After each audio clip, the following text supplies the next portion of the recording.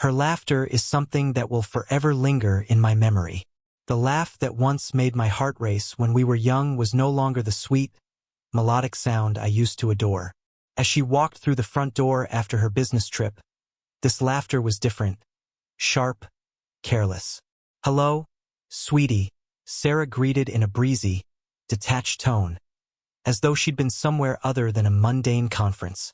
Her laughter still echoed faintly as she kicked off her heels and tossed her purse onto the chair by the door. But then she saw it. The framed picture on the dining table caught her eye, and the laughter stopped, as if someone had flipped a switch. Her smile faltered, and the color drained from her face. She stood motionless, staring at the photograph of us on our wedding day. Her in that exquisite lace gown, me in my crisp navy suit. We both looked like we'd just hit the jackpot. But now there was a new addition to the photo. Bold red letters sprawled across the glass red. "I know." Her eyes widened in terror as she slowly turned toward me. What is this, Jack?" she asked, her voice trembling. I stood leaning against the kitchen counter, arms folded.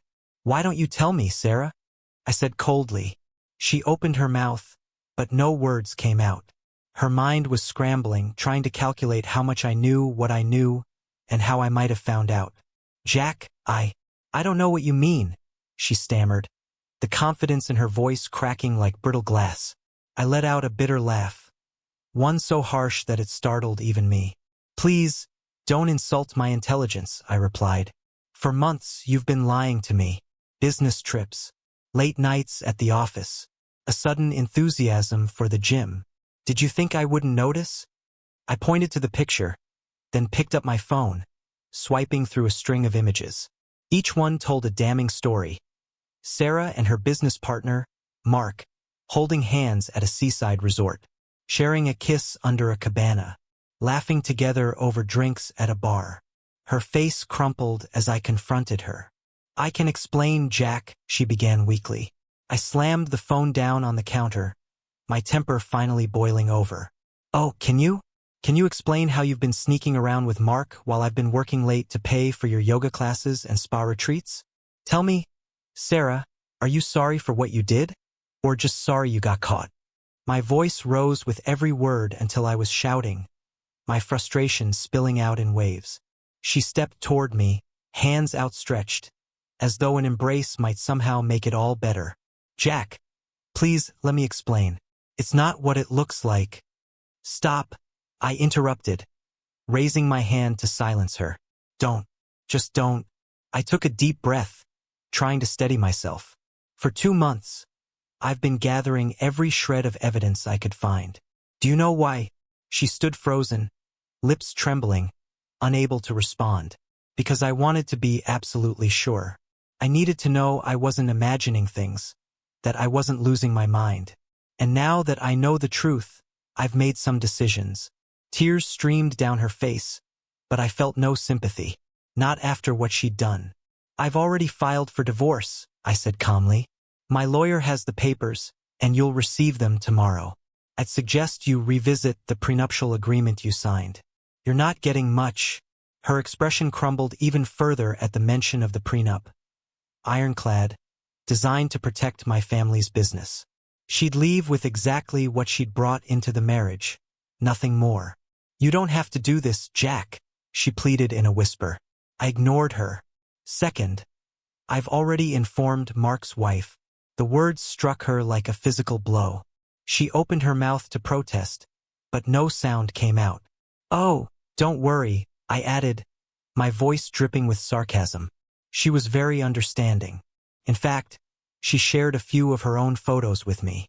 "Did you really think you were the only one sneaking around?" She broke down, sobbing into her hands, but I wasn't done.